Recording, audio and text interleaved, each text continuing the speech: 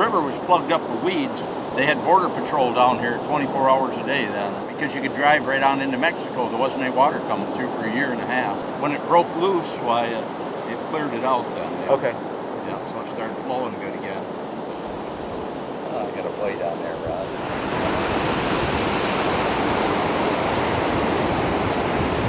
We bought a place down here back in '78, I think it was. And before that, we came down to spend 2 or 3 weeks when I was working. Then I retired in '87, and we started spending 6 months down here, and now we're 7 months.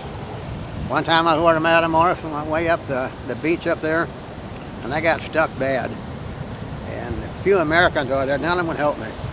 The 4 or 5 fishermen there, the big Mexican fishermen, they spent 4 hours working on my car to get me out of there.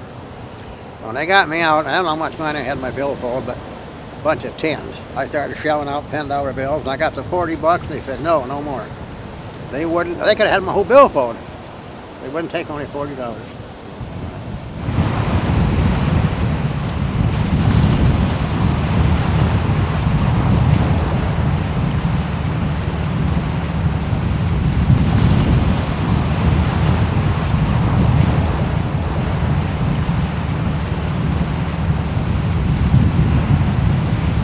Ahorita andamos sacando carnada ahorita, carnada.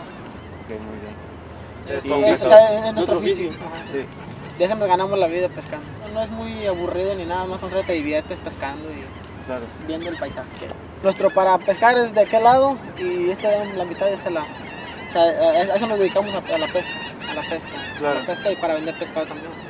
Entonces por si vendemos todos los días, como dicen, todos los días. Él es mi vecino ahí de Matamoros.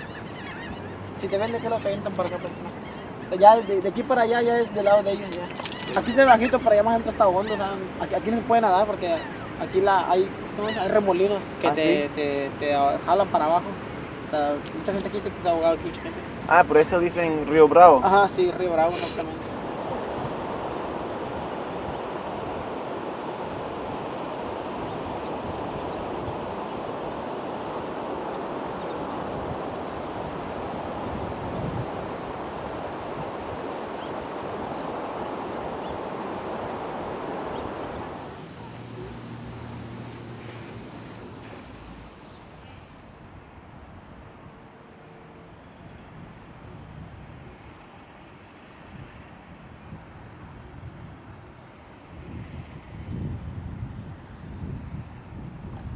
We're on the levee right now, okay? So this is a couple of tee boxes. This is our golf course. So the sign that you saw in the pro shop that said "Don't hit balls into Mexico," back there, you could hit a ball really, really easily over into Mexico. In fact, the U.S. consulate came over one time. Tells us, hey, there's people hitting golf balls into there. There's a restaurant over there, and that's why we put the sign out and said, don't do that. Don't hit balls that way. Mexico is all right here. The border fence will be passing right through the entrance of the golf course and then hit this levee right here and then continue to the International Bridge. All this area will be between the river and the fence.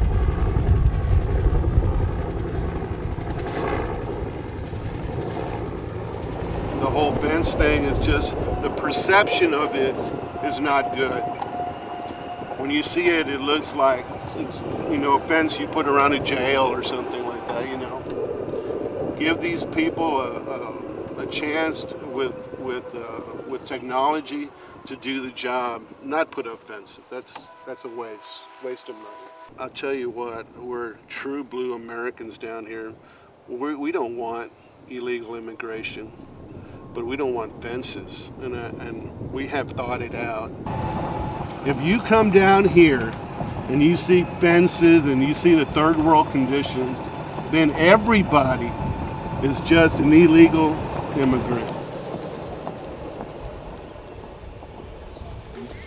We should leapfrog too. See if we can. Okay, pin number. Are there any more people coming? Tomorrow. And we would love for you, if there's any way to mobilize students at St. Joseph's Academy, we would love to have them walk with us, especially that last day. Yeah, they will. So, well, thank you so much, Tony. All right. God bless you this morning. My name is Matthew Webster, and I'm a 9th grade English and English as a second language teacher at Simon Rivera High School in Brownsville, Texas. I'm walking on the snowboarder wall walk just to be a voice for the voiceless. I've talked to my students a lot about this issue. We've written letters to Senator John Cornyn and Senator Hutchinson and George Bush. For me to continue being their teacher, I need to show them what it looks like to civilly disagree. And since I've been teaching them that all year, I feel like I probably should walk 9 days for an issue I believe in. I told them when I was in high school I dyed my hair green for St. Paddy's Day. I was that Irish. And it was really fun talking to them about that because there are a lot of similarities between the Irish immigrants of 100 years ago and Mexican immigrants of today. And so we talked about that. It was really fun to just bring that idea home that we really are a nation of immigrants. And just because my tie with immigration is my great-great-grandparents from Ireland, it really is close to home for everyone. What, did you bring lots of sunscreen? About a hat. All right, well, we have sunscreen for you. It's supposed to be 99 today. That's what I heard. Hotter than a human heart. I just honestly didn't think they would go through with the You wall. didn't think with the wall. I didn't think so either.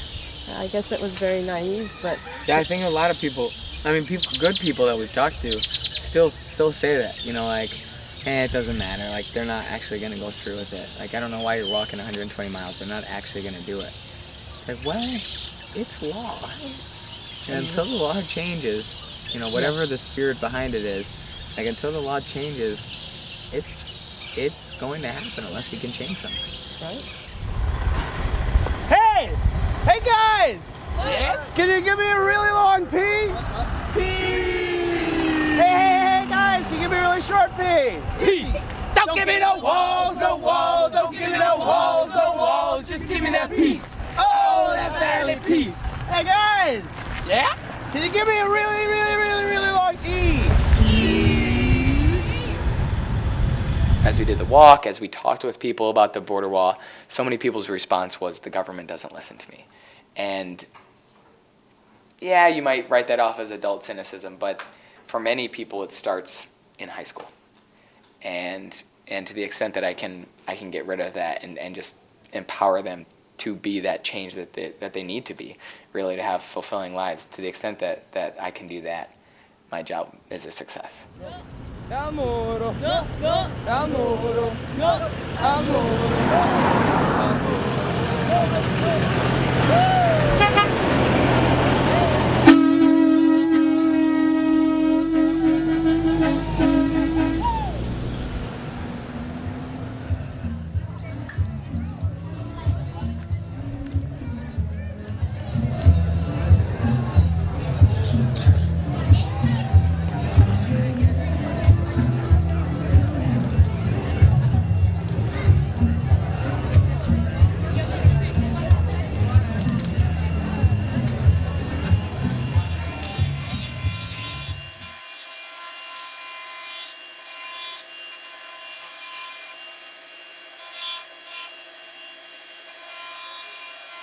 Pero cuando entré a la escuela yo no sabía que era un dentista. En mi casa nunca nos habían llevado a un dentista. Yo tenía 16 años cuando entré a la universidad.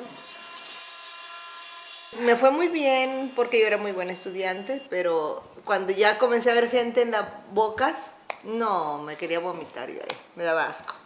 I was the only woman for probably 15 years or 20 in 1980. So I was very well known and people came from everywhere to see me and I have a good practice. How many dentists would you say there are now in Preso? Probably 400. In 1980, we were 3. ¿Y sus clientes de dónde son?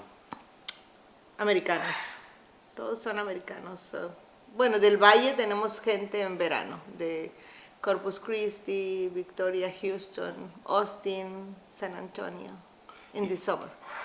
Winter is mostly winter Texans.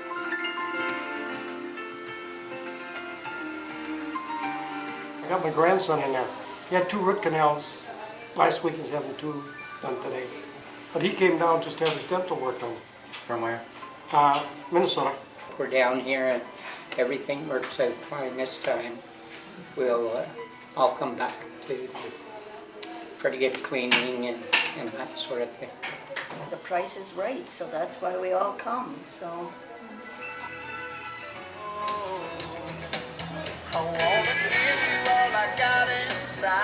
Pues estamos, como dicen, promotores, promoviendo la oficina dental. Estamos trayendo gente, obviamente nosotros aquí afuera somos los que damos precios y podemos bajar el precio. Si el dentista tiene, por decir, una corona en 160, podemos bajar hasta $10, $20. Algunos de los que ya han venido de otros lugares, ellos mismos dicen que aquí es más barato. The dentist I work for, he does general dentistry. And I pass the cars, bring customers, and also if some of the doctors do not speak English, I go and translate for them, help them out. We get 10% of whatever dental work that the people get done. Yesterday I brought in a customer for 19 crowns. 19 crowns. That, I mean, including the post and the crown. Like I say, one crown costs you $380. $380. In the United States runs $800. I heard up to $1,000.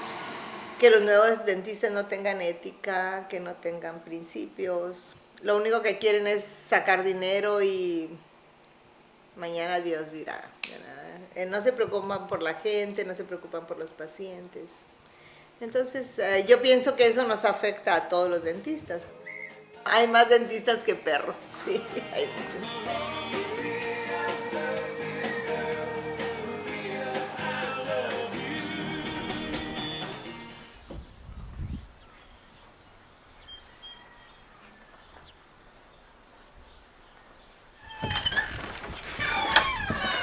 Los Ebanos Ferry Junction. These were all the winter Texans made here during the winter time. These winter Texans are kind of funny. They don't like anything made in China. They want things that are made in Mexico. The chicken right here is one of them, okay? Yeah, I know people from all over the world. I know people from Russia, from Germany, Czechoslovakia, you name it, all over the world. Just come to see the ferry.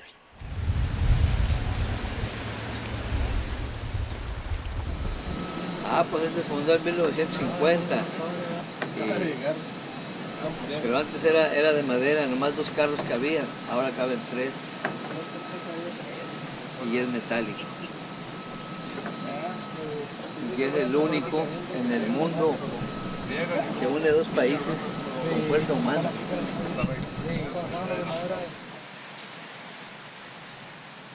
Ganamos 100 pesos mexicanos. O $10 americanos por las 8 horas. Ya no falla personal, ya se van porque pues, el dinero es muy poco, no les alcanza, mejor van a buscarle por otra parte.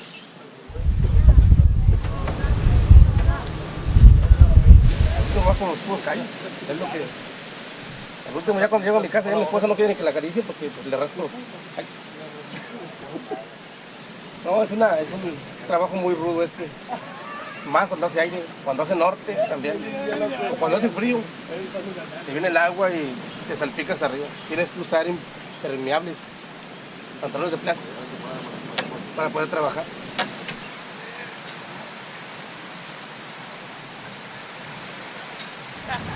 Y a veces se encuentran personas que están ahogadas y hay que sacarlo con un mecate, lo avientas así por el frente y estirarle. Entonces ya el mecate arrastra todo. Y hay que hablarle a los policías para que traigan los de rescate. No quieren cruzar el río, como ahorita está muy peligroso.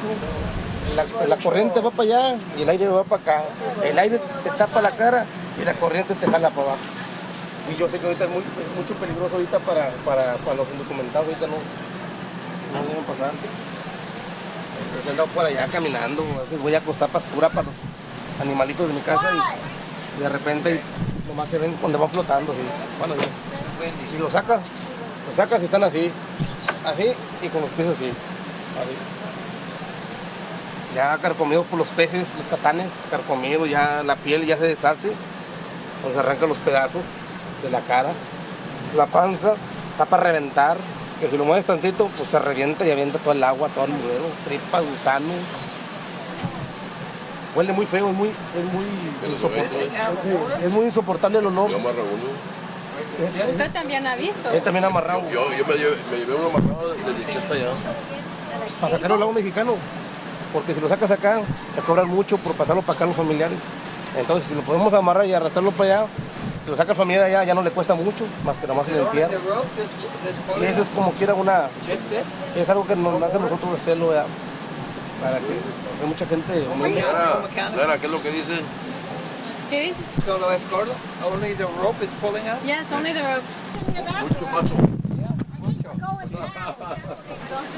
Mucho. Okay, this is it.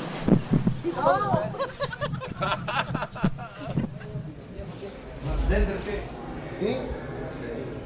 Ok, pues uno, y desde dónde lo empiezas?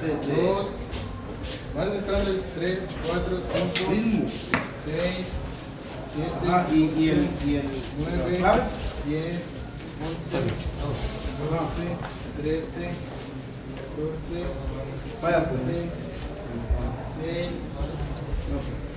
17, 18, 19, 20. El migrante es yo siempre digo, un don nadie, ¿no? Es un don nadie para la sociedad. O sea, que desaparezca, que se muera, que sea secuestrado, uno más, uno menos, ¿quién lo conoce? ¿Quién lo sabe? Tal vez lo único sus familiares no saben ni que está aquí. O sea, es una persona completamente desconocida, ¿no? Yo le digo a ellos cuando hablamos aquí con los migrantes, les digo, por lo menos cuando están aquí en la casa, son miembros de la casa. Pero cuando estás en la calle, o sea, el hecho de estar, nadie te conoce, nadie sabe. Desapareces tú, que sean 10.000, que sean 15.000, ¿quién lo sabe? Si logran pasar todos, menos, qué cantidad, no sabemos. Eso no se sabe, el porcentaje no se sabe. Yo creo que nadie puede calcularlo. Más complicado y más difícil se hace realmente el día con día, esto de los desaparecidos, las personas que no se encuentran. Nosotros pensamos, muchos de ellos han desaparecido y muerto en el desierto, en el Río Bravo, y no se han encontrado los cuerpos, o sea, varios de ellos pensamos que es así, ¿no? Yo soy guatemalteco, mi trabajo era en el campo. Yo tenía que cultivar maíz. Lamentablemente allá siempre se dan eso de las inundaciones, se pierden las cosechas, muchas veces se pierde la casa y uno queda en la quiebra, ¿verdad? Y si dice uno, bueno, ¿para dónde le doy? Sí, y luego llegan personas y dicen, bueno, Estados Unidos es un medio de cómo, ¿verdad? Para sobre 4 meses de estar viajando. Nosotros muchas veces en el camino se nos acaba la comida, tenemos que entrar a las casas a pedir, tenemos que viajar del tren. Es muy sufrido. Ahora hay una nueva ley que se llama la cero tolerancia. Esas leyes pues están tremendas para nosotros los migrantes, pero esperamos en Dios que un día pues esa ley se termine. Nosotros todos en el mundo, todos somos migrantes, todos somos peregrinos, todos en este mundo vamos de paso, ¿verdad? Un día la vida se termina, ¿verdad? Y la tierra sigue existiendo, ¿verdad? Pero como lamentablemente la ley del hombre así tiene que ser, uno no anda haciendo daño a nadie en el trayectorio del camino. Uno lo que anda viendo es ver cómo se gana la vida, es ver cómo a sus hijos le puede dar una vida mejor. Mis hijos están allá en Guatemala. Mi esposa lo he dejado sola y ella cuida de mis hijos allá. Es muy difícil como para ella y como para uno estar lejos, sin saber cómo están y todo eso, ¿verdad? Entonces, yo creo que es imposible la vida así. Tiene que luchar, tiene que seguir adelante. Esperamos en Dios que un día el gobierno de Estados Unidos nos dé una oportunidad para que nosotros podamos ir a trabajar sin ningún problema, ¿verdad? Yo sé que es difícil también la situación allá, nosotros muchas veces también comprendemos las autoridades, pero ellos como muchas veces nos dicen, bueno, nosotros estamos cumpliendo con nuestro trabajo, pues somos la ley, ¿verdad? Porque es muy sufrido. Si ellos supieran todo lo que uno sufre en el trayectorio del viaje, yo creo que no serían capaces, ¿verdad? Eso es lo que yo tengo que decir.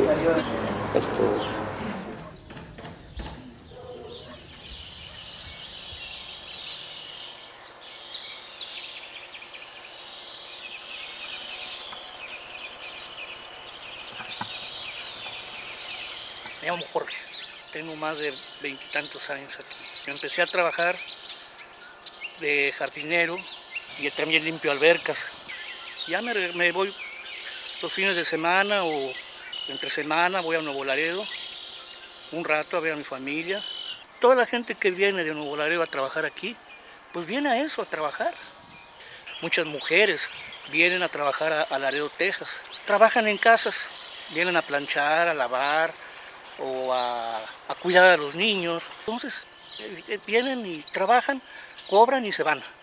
De parte de inmigración saben perfectamente bien que la gente viene a trabajar, pero que en la noche, en la tarde se regresan, y la Border Patrol lo sabe. Y tienen tolerancia para que los que son residentes en Laredo, Texas, puedan ellos también ir a trabajar. Hacen un movimiento económico y un movimiento de mano de obra. Yo digo que eso debe estar bien porque es una ayuda para Laredo, Texas y para Nuevo Laredo.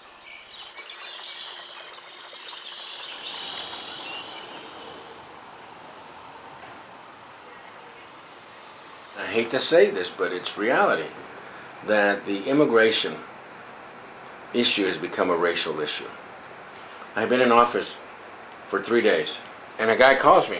He said, I want to speak to that Mexican mayor. Yeah, Mexican. M-E-S-S-C-A-N. We're so arrogant. This is inherently what damages a democracy, what damages our country. Nuevo Laredo is our family, Mexico is a family, they're our neighbors, and you treat neighbors with respect. The way Laredo and Nuevo Laredo can thrive is that if the mayor of Nuevo Laredo and myself are on the same page, and we have the same vision, and we do. Lo que es bueno para Nuevo Laredo es bueno para Laredo, Texas. Y lo que es bueno para Laredo, Texas es bueno para Nuevo Laredo. Somos una misma ciudad. De hecho, yo he manejado muchísimas veces que somos una zona metropolitana. Laredo y Nuevo Laredo. Todas las otras fronteras, Matamoros, Bronzeville, Hidalgo, Reynosa, Piedras Negras, Eagle Pass, El Paso, Ciudad Juárez, tienen distintos nombres. Nuevo Laredo es la única ciudad que se fundó, deslinde entre Texas y Tamaulipas. Sino son importantes ni solo para el Estado, son importantes para las dos naciones, porque de aquí las cadenas productivas, las empresas, el 40% de las empresas, por así ponerlo, se podría detener. El flujo de alimentos, el flujo de mercancías para las fábricas se pudiera detener.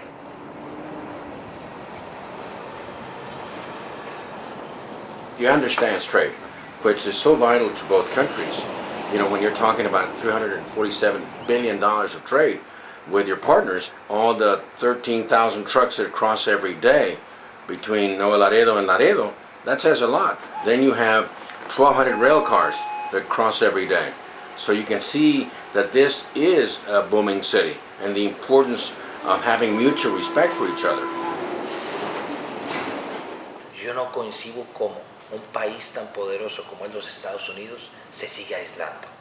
En vez de estar abriendo sus fronteras a nosotros, sus países hermanos, los países cercanos, y unirnos y hacer un grupo económicamente fuerte para enfrentar el desarrollo de la Unión Europea y de los países asiáticos, esté tratando de aislarse. No, eso es donde no lo comprendo.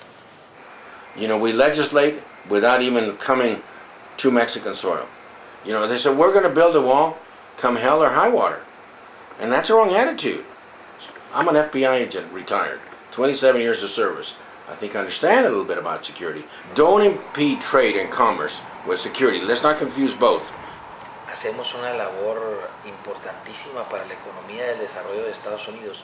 Yo quisiera invitarlos a todos a que se vengan a la frontera, a que conozcan realmente el flujo comercial, el flujo de ciudadanos que día a día cruzamos por nuestras fronteras y que vivimos y convivimos en armonía. Es impresionante. Desde el centro, el norte de Estados Unidos, de Washington, de Nueva York, de Chicago, no se ve esta perspectiva, no saben lo que aquí está sucediendo, no saben cómo convivimos, no saben que todo Texas y todo Tamaulipas está hermanado y muchos estados de la República Mexicana con sus estados fronterizos estamos hermanados. Yo los invito a que vengan, a que vivan realmente lo que es la situación y la vida fronteriza.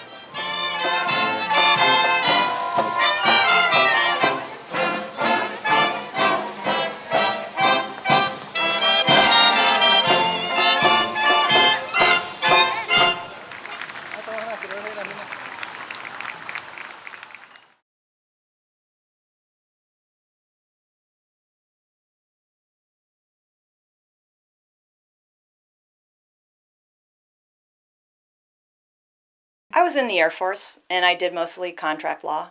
I moved out to the area intending to retire from the practice of law, and from about 2002 until just last year, 2007, when I retired my law license, I provided immigration services for people in the area. After you've lived down here for a certain amount of time, you realize that there is no border. When you live on the border, you realize that there is no border. And it doesn't mean anything to people when you say that, but when you live down here long enough, if you walk to where the border technically is, you look at it and you see that there's nothing there. We'd go over there and shop or eat at the little restaurants. We used to have a baseball game. We'd just drive across the river and we'd have, Mexican-American baseball game once a week. That's obviously gone by the wayside. It used to be what was called a Category B border crossing. For years, the Border Patrol just let people keep crossing there because even if you cross the river here illegally or however you want to put it, there's no way to get out of the area. You still have to go through checkpoints to get out of the area. So there's no problem with people crossing the river here. And it really was just one community. After 9/11, several months after that, the Border Patrol got a lot of extra money in this area to police the area, and in a very aggressive attempt to use that money so that they would get it the next year, that's the way the government works, I guess, they started a series of raids in 2002 and eventually closed that border crossing point. Que no vamos a poder bajar. Para allá sí, pero para acá no. Para atrás no. Pero quién sabe por qué. Muchos niños que son ciudadanos. Hay palajitas. Tienen que ir a la escuela para acá y no pueden bajar ahí. Están batallando. O sea, ¿no hay escuela en el otro lado? Ahorita no. Había cuando había más gente. Sí había escuela, pero ahorita ya no. Ya no hay niños. El que sí ha vivido en Mario. Ahí en Pajolajitas. Ese puede saber más que yo.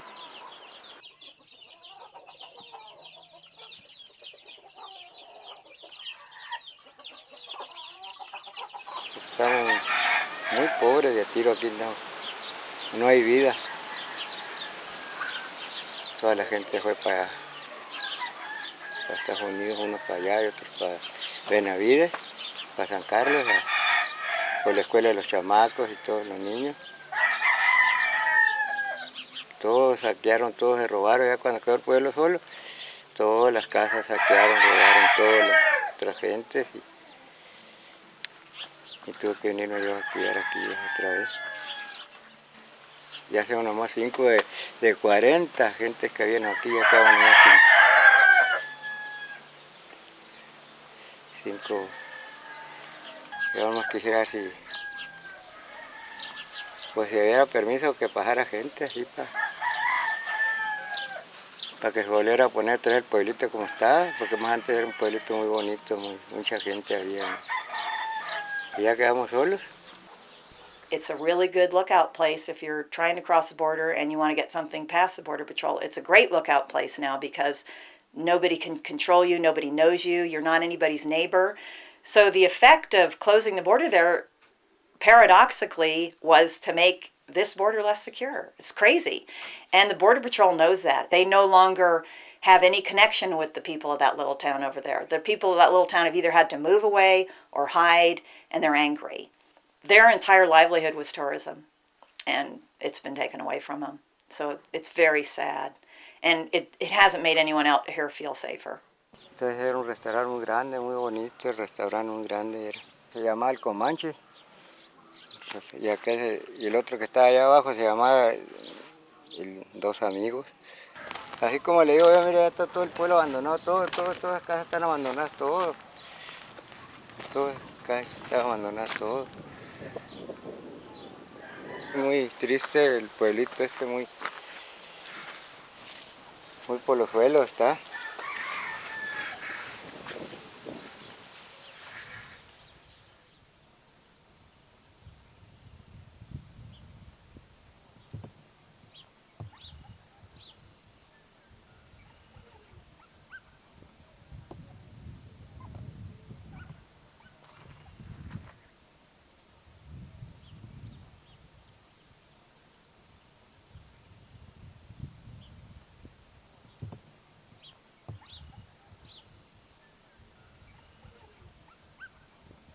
Total de población son como 150 habitantes.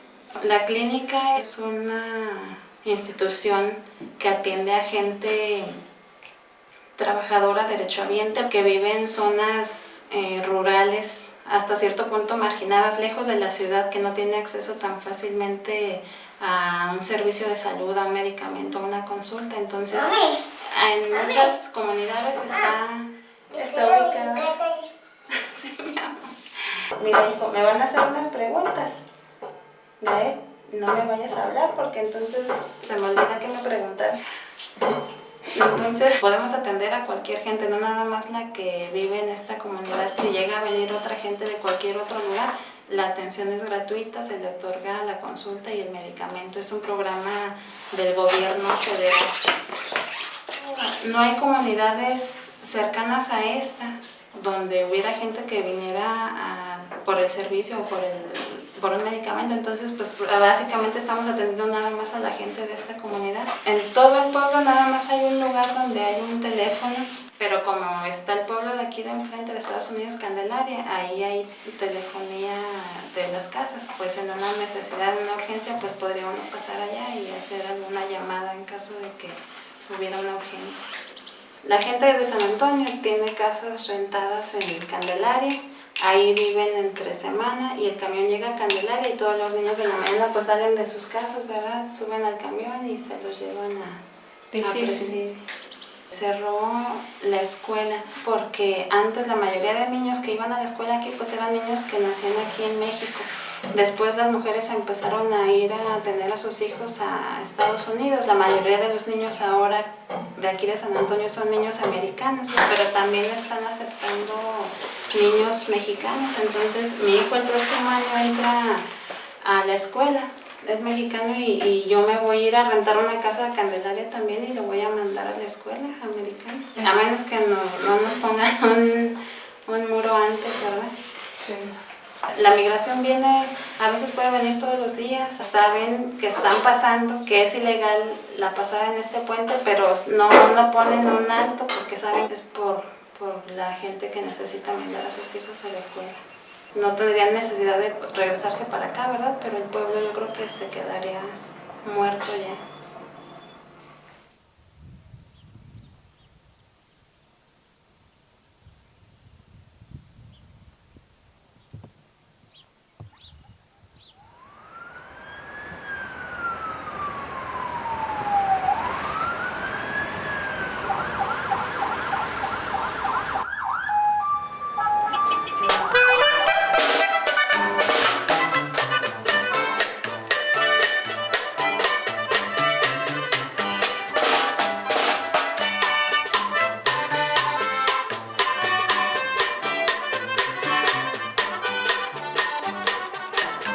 Estamos pasando una crisis económica. Había mucho turismo del otro lado, Estados Unidos. Había más dinero. Trabajamos en veces no.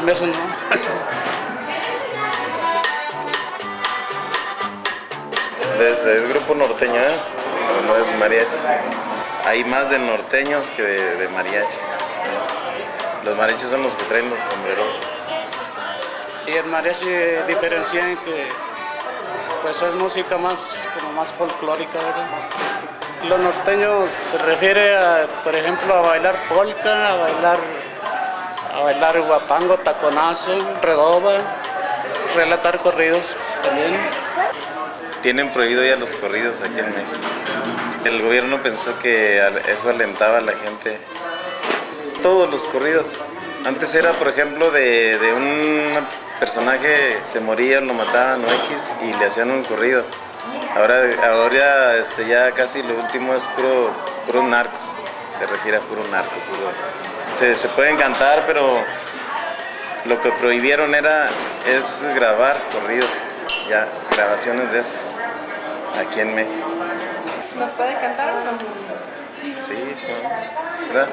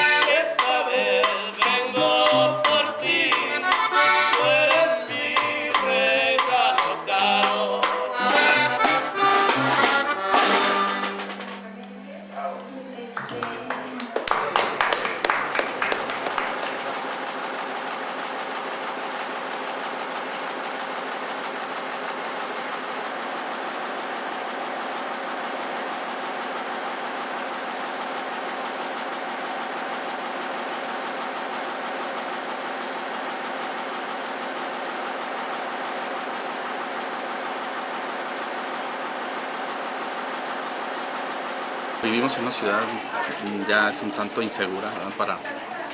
para la sociedad y para nosotros mismos, ¿verdad? Son varias cuestiones de inseguridad, por ejemplo, es la misma inmigración y la lucha que libran aquí los cárteles de la droga, ¿verdad?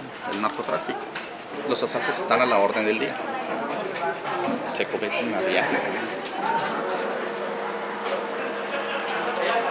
Pero básicamente hay un grupo que se llama la Federación y el grupo que se llama Cártel de Juárez, que parece haber una guerra entre ellos.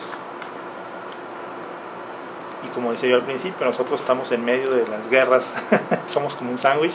Al momento en que se mencionan personas o se mencionan grupos, es cuando estos reaccionan. Y en este caso esa fue la causa de las amenazas y las advertencias al reportero.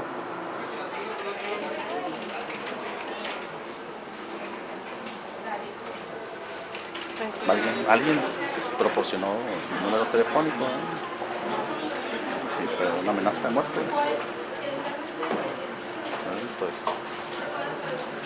nos preocupó hasta. De hecho, fue una de las razones también por las que yo estoy en la guardia. O sea, ya no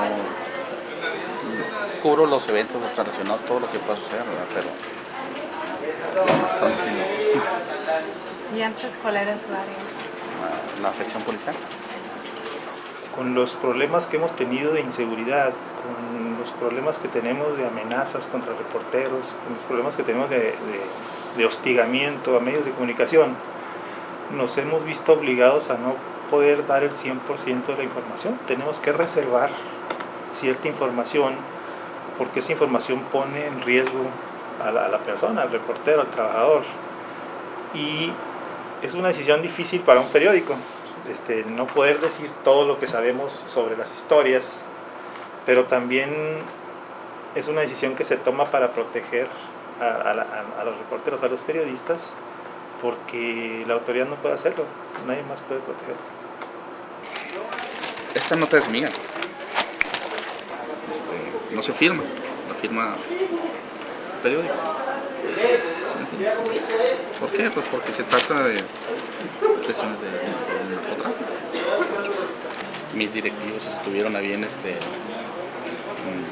reducir la información relacionada al narcotráfico. Han amenazado no solamente a periodistas, han amenazado a policías. Se han dado el lujo de publicar una lista de nombres de policías a los que van a matar y los están matando. El reportero tiene que buscar su propia seguridad de alguna forma, a veces cruzando el puente e irse a Estados Unidos un tiempo, a veces salir de vacaciones forzadas durante 15 días, 3 semanas, mientras el asunto se calma. Y es como cuando avientas un petardo y sabes que va a tronar, ya sabes que va a tronar y te preparas para ello. Nosotros sufrimos una agresión directa porque nos balacearon la parte trasera, pero no hemos recibido una agresión de otra magnitud, con excepción de las amenazas, que no solo a mí, también a otros compañeros y de aquí mismo. Estas agresiones pues no pueden seguir sucediendo, no pueden estar sucediendo ni aquí ni en ningún otro lado, pero desgraciadamente suceden.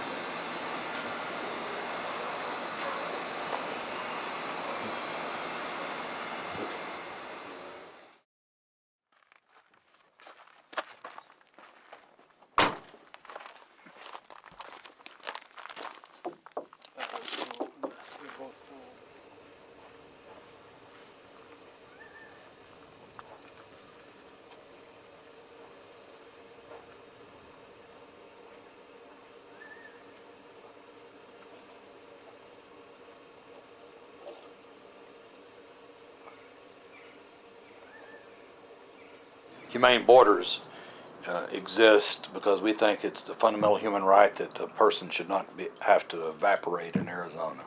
We locate our water station locations based on where migrants have died. So we started out with 2 locations in March of '07. We're up to 90 locations. Last week, we dispensed 1,460 gallons of water in the desert that was consumed by migrants in 7 days. That's a lot of water. And I don't know if a quart made a difference or 20 gallons made a difference, but we know that the presence of our water stations are statistically significant in reducing the number of people that die in the desert. So we can measure that. They both need some, Chuck? Yep. Both of them? Okay, well.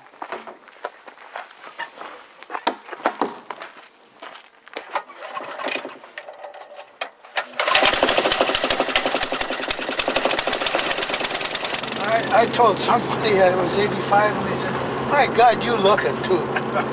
That isn't nice. I need to keep busy, my golly. And I believe very much in what these people are doing.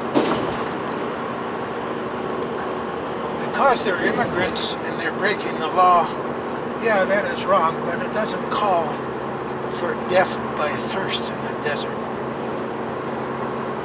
No human being would want that for another human being. I saw something like a news item or something and said they could use help. And they've got a very vital organization here. And anyway, they welcomed me in and trained me as a driver, and here I am. In fact, they took me on the route one time and said, go for it. So, and we have signed up to make a trip every Friday in the summertime, and I don't do it every Friday. And it isn't all that difficult, just a matter of using common sense. It's difficult. You see when you get out there. I don't know how he drives it, but he does. We now operate a network of 90 water stations. We publish maps, we do warning posters, we pick up trash. We virtually run a news bureau here for national and international media. We're one of the largest non-governmental sources of accurate social scientific analysis and reporting that's non-governmental, and that's very important because almost all the news that's out here comes from Border Patrol, Immigration Customs Enforcement, some member of Congress, and everybody's got an angle. We need something different. Last year, I was taking off one morning, and there was another group going. They said, we're going to follow you, and they had word that there was a migrant that got lost or somewhere down near our route. And anyway, they followed us for a while, and then went out into the bushes. They found him dead. In spite of all the billions of dollars that have been spent for infrastructure, surveillance, boys and toys and so forth that have been deployed, approximately the exact same number of migrants successfully cross the border every year since 1993. The United States government has created a situation in which a broken ankle can be a death sentence. You know, when you stop to think, really our country is so wonderful. Part of it is because immigrants came here. I mean, throughout history, though, America has been the dream for so many people. Must be a good country.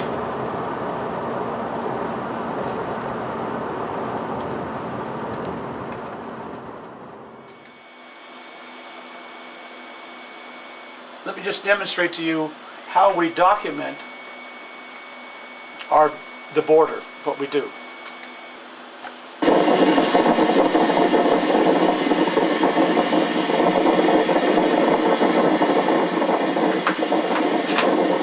We keep a continuous high-definition video record of every inch of the border. Okay. Coming up on more activity. Okay, this is me talking. More activity. 30 seconds. 5912. 5912. This is what I call Operation Beef. Border Enforcement Evaluation first. We document, we do over 300 high-resolution photographs linked to Google Earth every 60 days. We've been doing this for over a year. No one has a record of the border as we do. Nobody even comes close. We know what's there. We know what isn't there. I've been fighting the problem of illegal immigration for about 18 years. 16 years full-time. I took early retirement and fought it in California. We lost every battle.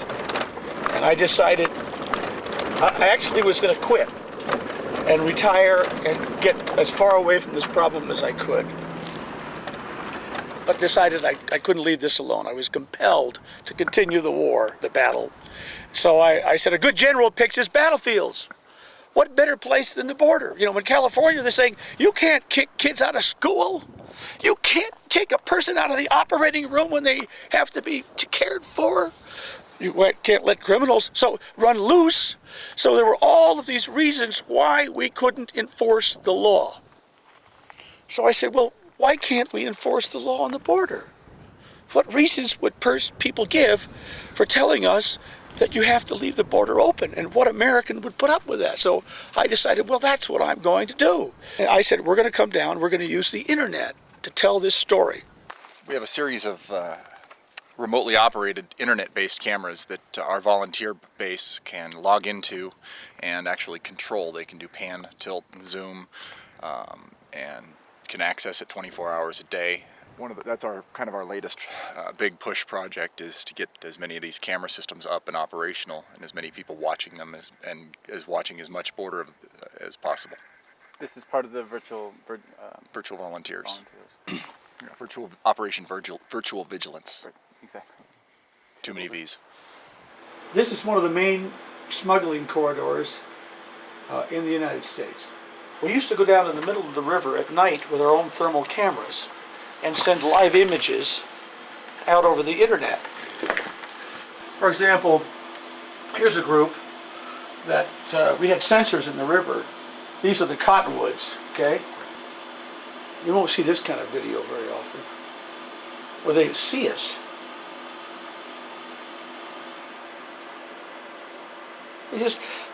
Did they turn around and run back south? No. They kept going. It's a joke. What you saw there, what you see there, is a joke. We see it over and over again. They have no respect for us. They have no respect for America, its borders, or its sovereignty. You know why? Because we don't. We don't. Our government doesn't. Anybody who doesn't think that this is a huge problem, not only for America, but for the immigrants who are coming across, I mean, is either has their head in the sand or they just have no interest in knowing the truth. The situation here on the U.S.-Mexico border is it's drastic, it's dramatic, and I just wish more people would open their eyes and see that it really needs to be dealt with, it needs to be handled. This is the Maginot Line here. This is going to stop the invasion of the United States of America by Osama bin Laden, the wealthiest nation on earth, and this is its defense against invasion. Why are you so concerned about illegal immigration? It's illegal, and it's bad for us, and it's bad for Mexico. Mexico has to solve its problems. It won't as long as it can export them. When we stop the exportation, yes, there's going to be a turmoil in Mexico, but I think at the end of that, they're going to have a better nation, and that's what we hope for. No, it's code 4. It's 1012. Grupo Beta is doing a PIO type thing. Yeah, you just got some 1012 south side of the 540 filming the agent down there. So, see, bud.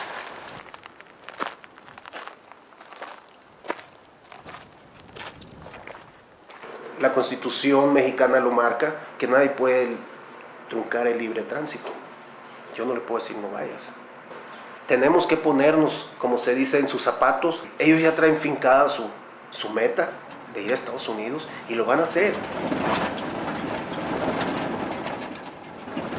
Bueno, mi nombre es Leocadio Velázquez y yo tengo 5 años trabajando para el Grupo Beta de Protección a Migrantes. La labor nuestra es proteger al migrante de los posibles peligros que se encuentran al pasar, al cruzar la frontera hacia Estados Unidos. Entonces lo vamos a sacar de esta área, le digo que es de alto riesgo para ustedes, los migrantes. Y andas solitario, no tienes un destino, no sabes hacia dónde te diriges. Te vamos a llevar entonces allá a la ciudad. ¿Sale? ¿Está bien? ¿Está de acuerdo? Si lo que me puede ayudar, pero... Claro que sí. La función primordial de nosotros, los grupos beta, es proteger al migrante. Mi camisa atrás lo dice. ¿Sí o no? Aquí un día normal es salir por las mañanas a buscar migrantes que posiblemente hayan quedado abandonados en la noche, que no pudieron caminar, que los dejó el guía. Le roban a los migrantes sus pertenencias, sus dineros. Como les digo, hay en ocasiones que violan mujeres, sacarlos. Si encontramos grupos durante el día es hablar con ellos, tratarlos de convencer de que no vayan. ¿Desde cuándo están aquí? No, apenas ahorita. No, de la mañana. Nada más que de la mañana. Se le hinchó la rodilla. A ella se le hinchó la rodilla, ya no pudo caminar. Ya no pudo caminar, no vamos para atrás. Una vereda, la vereda donde va caminando la gente. Así, van, suben y bajan hasta donde el muro se termina. Ya se están yendo más lejos. Donde sea ruta de migrantes, siempre va a ser peligroso para ellos. Y no lo entendieron. Cuando nosotros les dijimos, hey, no entren, está peligroso. Que es el trabajo más difícil, convencerlos de que ellos no vayan de que ellos no se expongan, ¿sí? Ellos nada más vienen con eso, decir, voy a trabajar a Estados Unidos. No saben qué es lo que les espera por acá.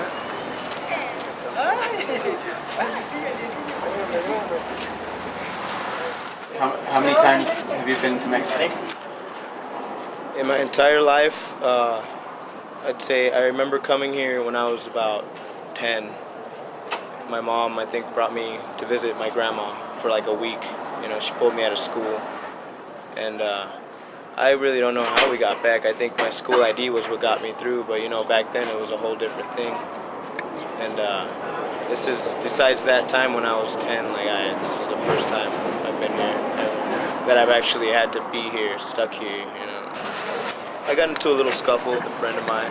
They ended up taking me to the Tempe police station, and then they just immediately turned me over to the deportation because I didn't have a social, and they couldn't pull up a name on me or anything. So they brought me down here. They gave me one of two options, and one of them was either I could face a judge and try to state my case, you know, and try to tell them, well, I've been here 18 years. I don't know nothing about Mexico. I don't know anything down there. I mean, my family down there, I don't know where they live. I don't have any money. Yeah, how can you deport me? I could have done that, but they told me, you know, if you do that and the judge still denies you, it'll be even worse, because then you'll be deported. You know, I came here voluntarily. I signed a voluntary leave. I mean, I told my mom earlier. She said, you know, I can get you across the border again. I can get you this. You know, we can set something up for you to cross. You know, and I mean, I don't want to do that. You know, because if I want to mess up my situation, I mean, I don't even know how I can get into the school system or anything over here, you know, seeing as how I have no proof of where I've been for the past 18 years, you know. And even if I do try to apply for a work visa or something, I don't know how that's going to go. I mean, I never really felt illegal, you know.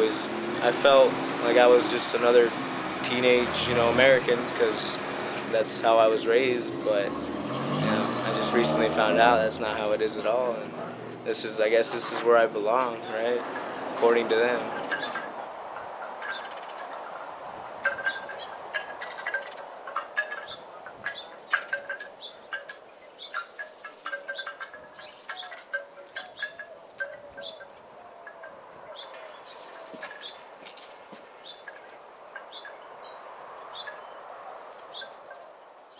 Our ranch is shaped like a pie, and the long part is on 5 miles of border. Our fences are cut constantly, so we're supposed to rotate pastures, and these aren't little pastures like the east, you know, there's thousands of acres, but so if they cut fences, we don't know until we're missing cattle. Illegals tend to mash your fences down instead of cutting them, but the smugglers, if they're on horseback, will cut them so that they can go through, because they usually have at least one mule or horse that's packed with the drugs. When they were driving, they drive right through our fences all the time. Although I think we have that much more under control now because of the automobile barriers. They look like the Normandy barriers. They're crossed, and they're pretty effective. Well, the traffic in here, I think it's down actually a hair, but I think it's well over 1,000 a day from what I'm seeing. Do you see anybody today? No, they pretty much hide when they come. But I see them periodically. But I saw a very fresh track today. A lot of fresh track. Footprints? Yeah. Oh, you got some garbage. We usually hike now with garbage bags. Yeah. So, and this is one that I hike up often because a friend wanted her ashes spread up here. But this should be pristine country, right? Except for the Hunter Bud Lights. Keep in mind, we do this every couple of months. I mean, there's feces everywhere. There's clothing, old cans, bottles, garbage, just trashed. And when the monsoons come, my husband loves it because he sits and watches the washes take all the garbage back into Mexico because the water there flows back in, and he just cheers. Well, the only people that take care of the country out here is us. Everybody else trashes it, including hunters, including campers. Everybody trashes it. We're the only ones that pick up. Then I ran into the smuggler when I was hiking, so now I carry a .38 and have a bull mastiff. I don't want to shoot anybody. I just want to discourage them from beating me up or killing me, you know. If they just want to smuggle on past me, I'm not going to do anything to stop them. It used to be the concept of smugglers was don't harass the ranchers, because if you leave them alone, they're going to leave you alone, which makes sense. Then we're not complaining to anybody if we don't have cut fences and we have gates shut. My husband has seen, in the old days when the vehicles could come in more easily, running gunfights between smugglers. But they used to shut our gates. Well, I mean, one chasing another and they're shooting and the guy goes through and shuts the gate, the guy in back.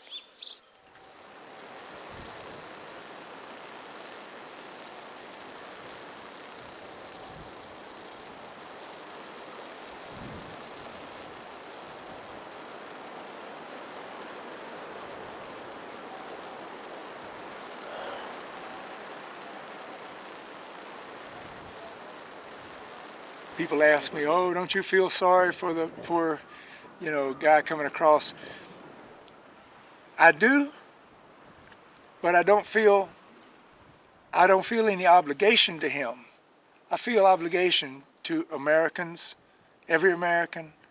America is worth breaking into because it's a fine thing. It was built from wilderness, it was built by people. And they left their life's work to their children, who tried to refine it and make it better, who left it to their children, who left it to their children. It is ours, it is not theirs. It's as simple as that. I heard about the original Minuteman project, and they said, arm yourself, come to the border, and defend the country, Minuteman. There we go. Not as old as I thought it was. Ta-da! When I got out here, I was really, really shocked that we didn't have a border to defend. It's an imaginary line. There's actually nothing there in most places. 2,000 miles of border, you can't seal it. You can make them leave one little place.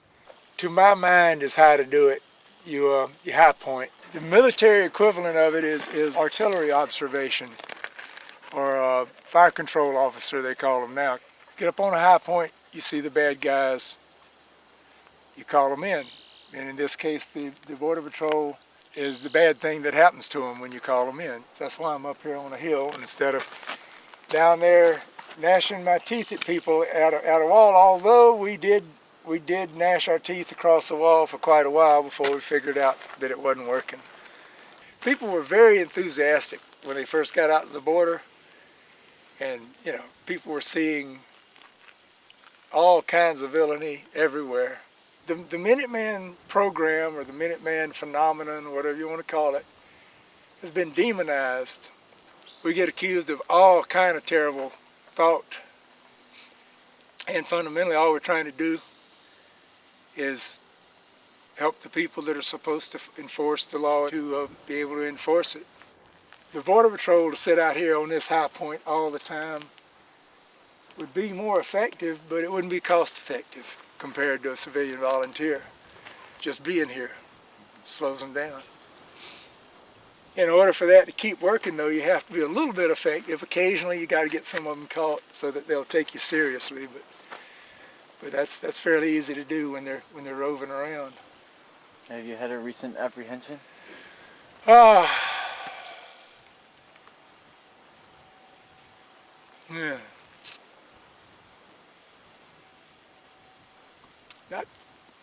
Not real recent.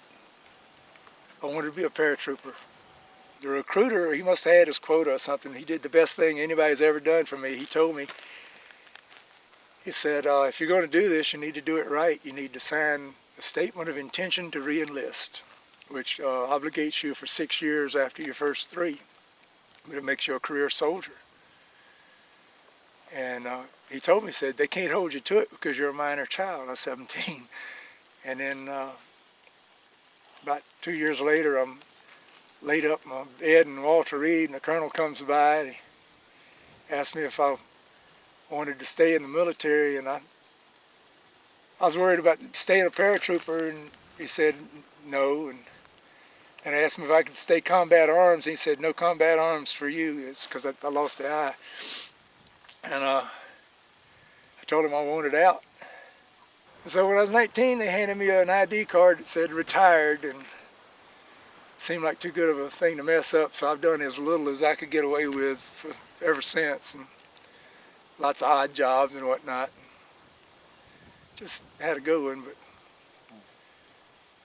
I didn't realize it, but out here, you think a lot. And I think I owed them that other 6 years. I feel like I did, you know, and I feel like I'm doing it. You know, I'm 3 in, got 3 more. I don't think it's going to be fixed in 3 years, but I feel a little bit better about the retirement thing. They will have got their 9 years. You know, they being the America, whatever that is.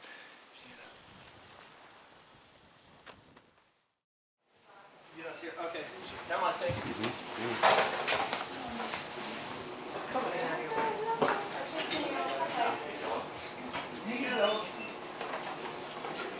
Vince. Yes. Call. 50? 50 pieces? Yeah. Okay. Who am I calling?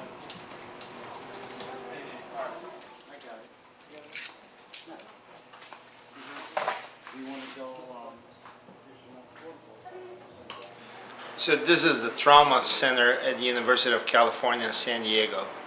In recent years, we've observed a phenomenon that has occurred as the height of the border fence went from 10 to 12 feet to 18 to 20 feet, which is an increased number of injuries, particularly in the lower extremities, due to falls from the border fence. They require complex orthopedic reconstructive procedures, so they may stay a week, 10 days, 2 weeks, and then they are released. I can tell you as a person, as a citizen, I understand people looking for better opportunities, and I'm appreciative of that.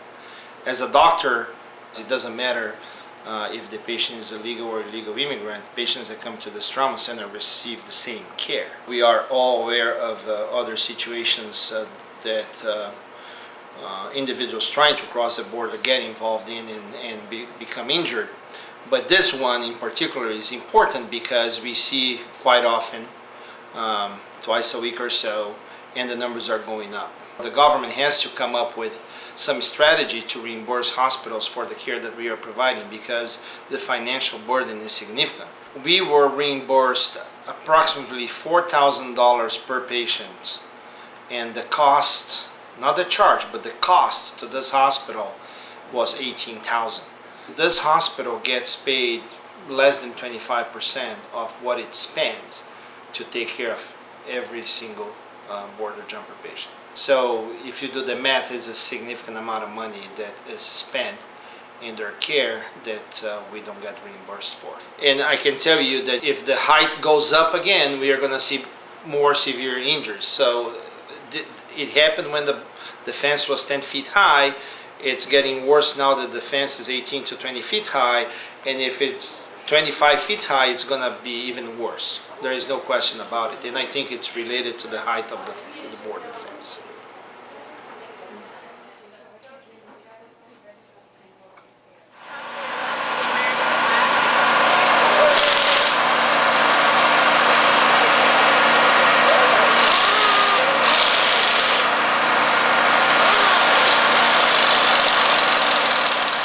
When I was at the academy, Fox News National came out and they wanted to do a story on a trainee going through the academy, and the law instructor was like, I have a guy. And he asked me, and I was like, yeah, I'm all about it, let's do it.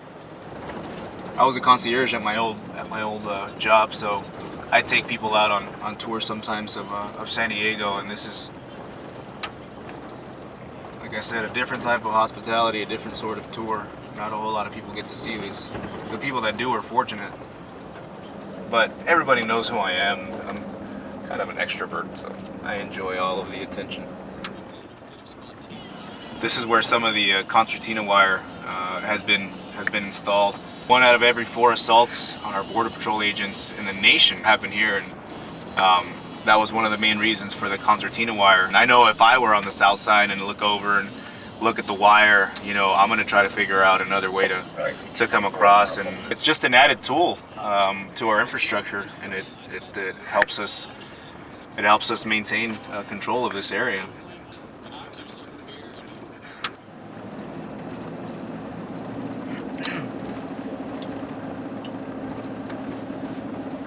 They're going to add the secondary fencing and everything. And also all-weather roads to allow for rapid mobility. If you're trying to respond to something quickly, the roads the way that they are now, it makes it difficult. They're going to try to fill a canyon, and you'll see the size of the canyon that they're going to try to fill. I'll get you a better shot, actually. If I stop up here, it's better.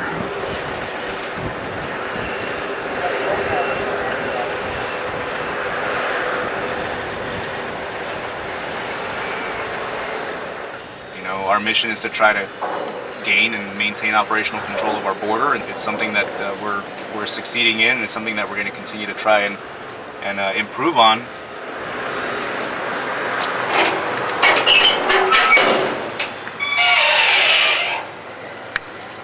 That's the border right there, that yellow line.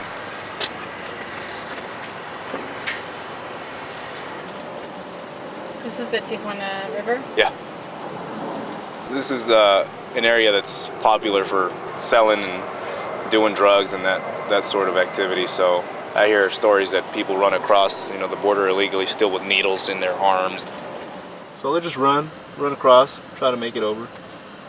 Sort of a line in the dirt. You see somebody right there. They're probably on drugs.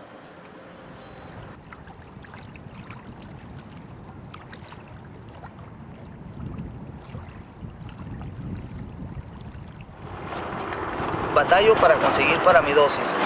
Somos de que asistimos diario y consumimos diario, somos de 100 a 150 adictos. Porque aquí nosotros, pues es otra vida, el mundo de las drogas, ok. Son 1, 2, 3, 4, 5, 6 compuertas, que nosotros nombramos 6 casas, porque para nosotros pues es nuestra casa. Usamos, combinamos el cristal con la heroína. Si yo no me pongo de las dos, siento como si estuviera desperdiciando el dinero, porque no me cura, no me quita la malilla. Es que nosotros somos como los carros, que si no traemos gasolina no caminamos. Nosotros no traemos la droga, pues no, siempre consumiendo. Dice un dicho que consumir para vivir y vivir para consumir. La mayoría así nos sentimos. Ok, estoy de acuerdo en que por andar en las drogas nosotros perdemos ciertos derechos, ¿verdad? Como nosotros por irresponsables y todo. Los del programa son los únicos que recibimos visitas aquí.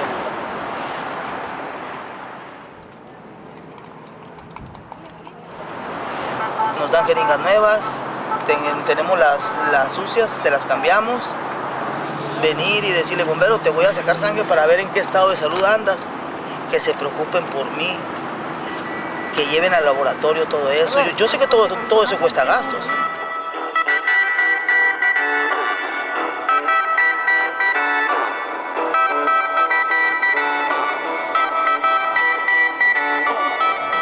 Ya 22 años dentro de esto, se puede decir que yo ya estoy preparado para que me digan, eres positivo. ¿Por qué? Porque ando malilla y no traigo jeringa y se me hace fácil y préstame tu jeringa. Y sé que está mal, lo sé, porque soy adicto, no soy un psiquiátrico, ¿verdad? Una persona mal de su mente.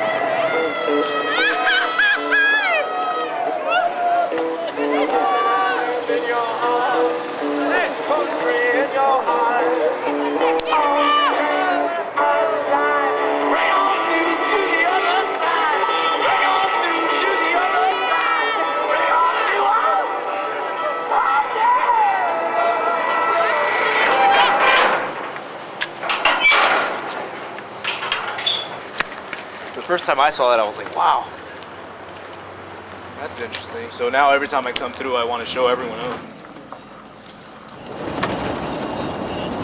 My first language is Spanish. My parents immigrated to the country. They're U.S. citizens now, but you know, a lot of people would ask, well, how does your family feel about what you do? And I'm proud to say that they're proud. You know, they see that I'm trying to, you know, make a better life for myself and future generations, and which is why they came to the United States in the first place, along with, you know, a lot of the people that are trying to get across now. You know, a lot of these people are just coming over here to work. A lot of them are, you know, here with good intentions, but it's those bad seeds that make it tough on everyone.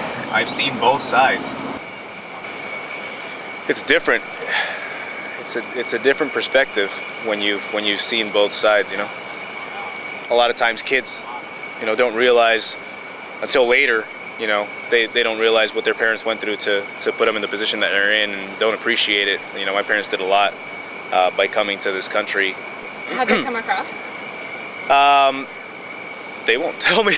I mean, it could have just well been back in the day when, you know, it was just a walk over.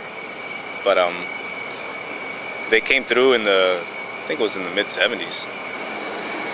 Yeah. It's good.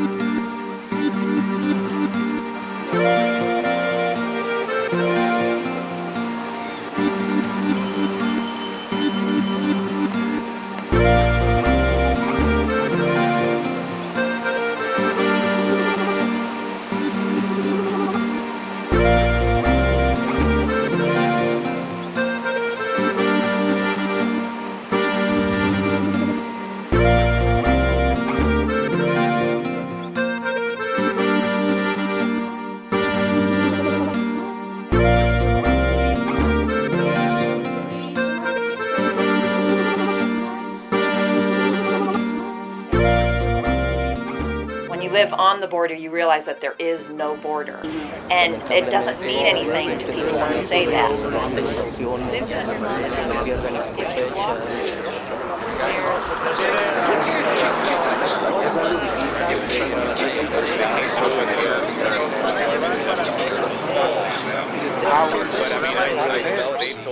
You know, it's just as simple as that.